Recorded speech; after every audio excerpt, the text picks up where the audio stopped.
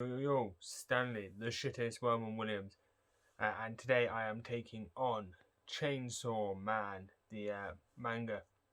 But first of all, as always, like, subscribe, hit that bell icon, make me a little bit happy. So, again, this is a top 10 sort of list, most to least beatable devils, demons in Chainsaw Man. Starting with the 10th least beatable down to the first least beatable, and essentially same as with some of the other ones that I've done like this. Is sort of from 0.0001% to 0% chance of surviving. I'm under no illusions that an average human would survive in any of these mangas, let alone the shittest, as I like to advertise myself as. But let's have a look. And I'll be honest with you, the main reason I've sort of done this is just because I want to talk about Chainsaw Man, because I've read it recently and it's great, and we'll get into it. So Chainsaw Man is a manga by Fujimoto Tatsuki.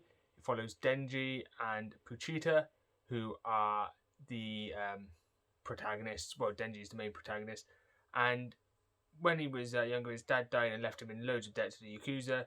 The Yakuza sort of have him doing jobs as a devil hunter, but eventually sell him out and he gets murdered. But Puchita, who is a devil that he's sort of befriended, a little dog devil with a chainsaw face, makes a contract with him and turns him into the fearsome Chainsaw Man. He's then recruited into the public safety devil hunters by Makima, and then he joins Power, a sort of fiend human devil hybrid, and Aki on a team, and it's just about them going through and sort of the reputation of this fearsome Chainsaw Man.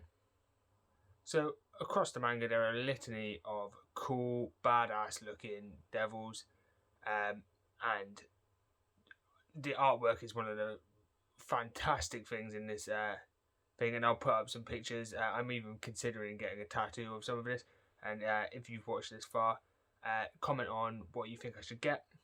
So for at the moment, I am either Denji as Chainsaw Man, just the head with the chainsaw coming out, which I might do as a thumbnail for this.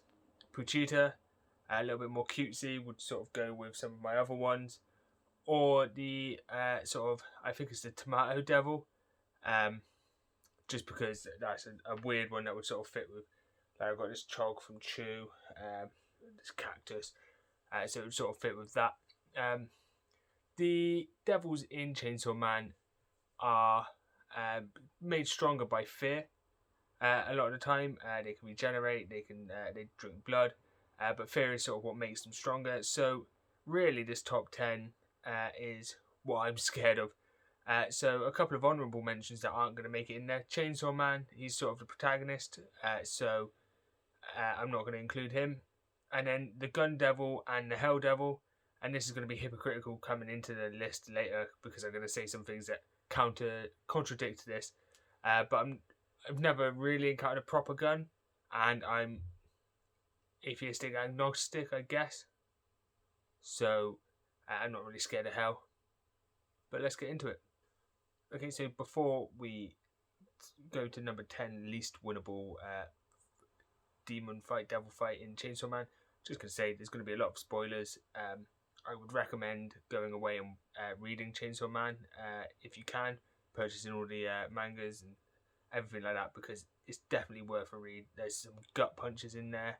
There's some cool moments. There's a lot of cool moments. There's a lot of cool art. There's funny moments. There's sad moments. Like across its relatively limited run, it's got everything that you want from it. Twist, turn. So like, just go away and sort of read it. So first up, number 10, we have the Spider Devil. And look, I'm not scared of spiders. Let's just get that out of the way. I'm not scared of them. Sure, I don't like them. Sure, I don't want to be in the same room or even the same house as them, but I'm not scared of them.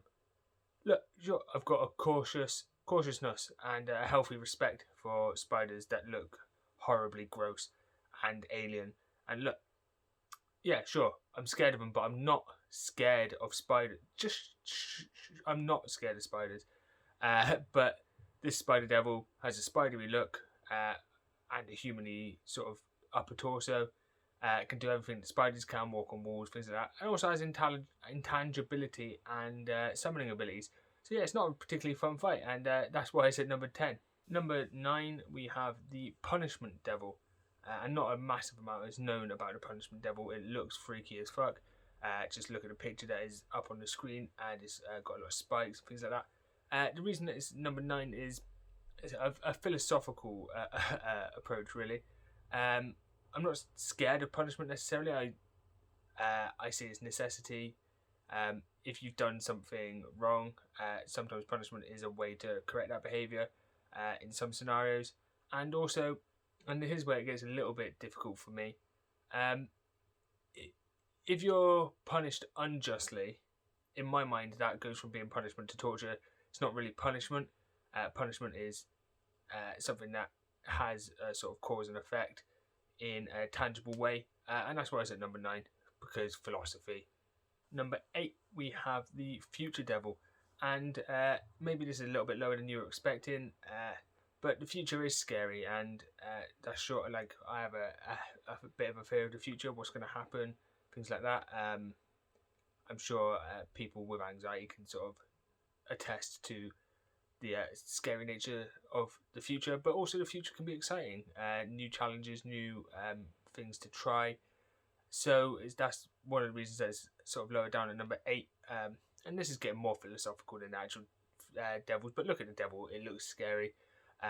If you've read the manga, Aki gets the powers where you can see a bit in the future by making a contract with this devil, and Aki is a very good fighter. So we don't see the Future Devil actually fight, but if he can see in the future and predict things, then that's going to be a very difficult fight. And you've seen it in other mangas and animes and TV shows. Anyone who can see 2 or 3 seconds in the future becomes almost unbeatable.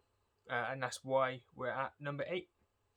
Damn nature, you scary as hell. So at number 7 we have the Typhoon Devil. And here in the UK we don't get like severe weather like other places, which I'm very grateful for. Because even being out in a normal storm, we all love a storm when we're inside, but being out in a storm, it was not great. There was a few times I've been out on a walk when it's pouring rain and sort of thunder and lightning are teasing, and I'm always convinced I'm going to be hit by lightning, and I really don't like that feeling. It terrifies me because it could just come out of nowhere.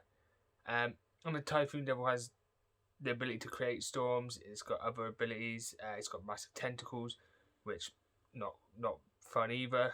And I just don't think I could fight a storm or survive out in sort of typhoon.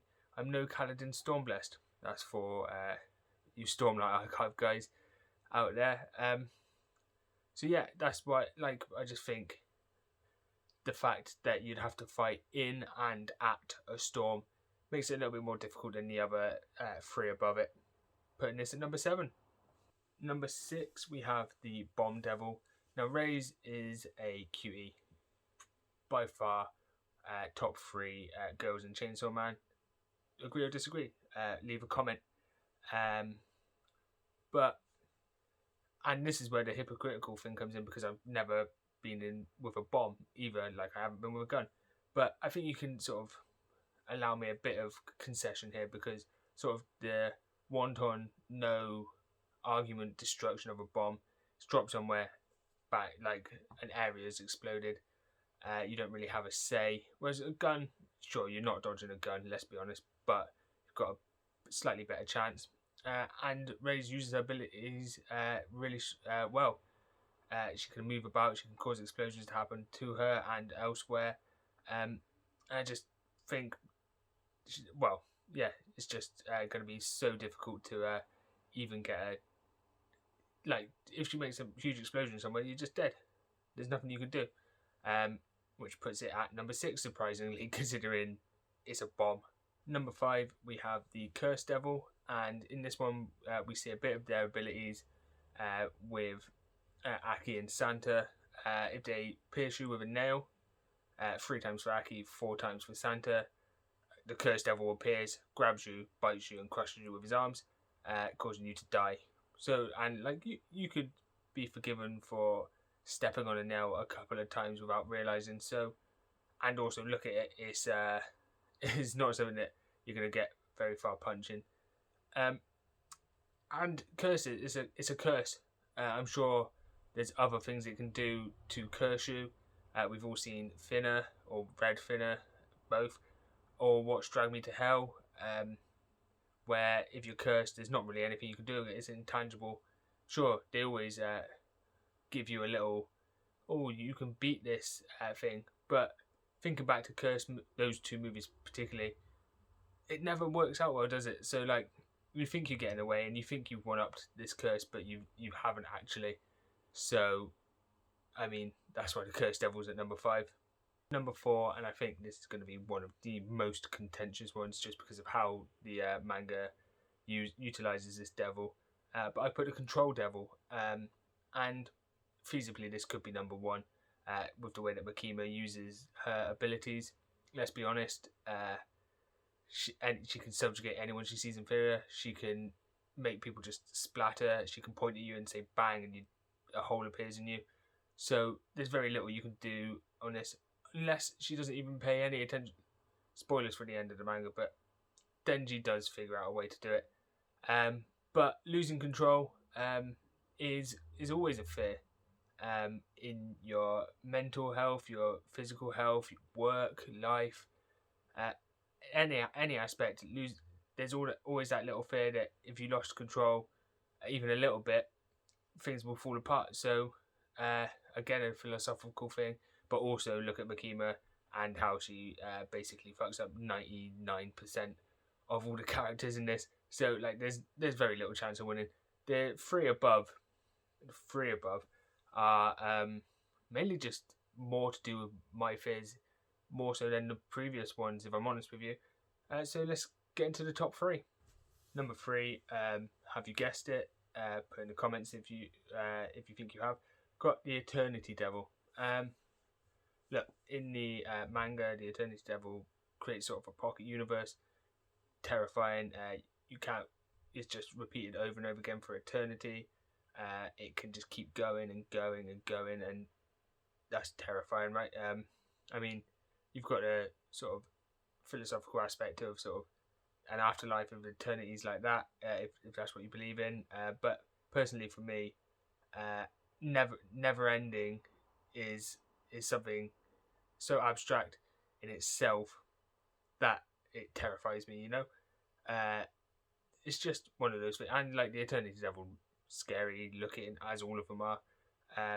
The powers of making this pocket universe where you just continue to stay there forever and you can't get out, all terrifying. And my fear of that is going to enhance this devil's abilities 100-fold. So number 3, the Eternity Devil. Number 2, we have the Darkness Devil. And just look at this thing. When it appears, it's got loads of astronauts that have been ripped in half, lining sort of passageway to it. It's just it's just about darkness. It makes you be able to sort of move and be in control of darkness. If you've read the manga, Santa Claus managed to get this power and is very, very strong. And just personally, I was scared of the dark for longer than usual for kids. I used to have a nightlight for ages. I was probably up until 12 or 13. Now I quite like it. I have a sleep mask that I sleep in that sort of blocks out a lot of this light. But if you're thinking about that utter darkness, that like pitch blackness that you can't see, you can't move, you're not going to be able to fight anything in that, especially something that controls it and is able to utilize that sort of pitch blackness. So that's why at number 2 we have the Darkness Devil, and it's pretty terrifying. Halloween.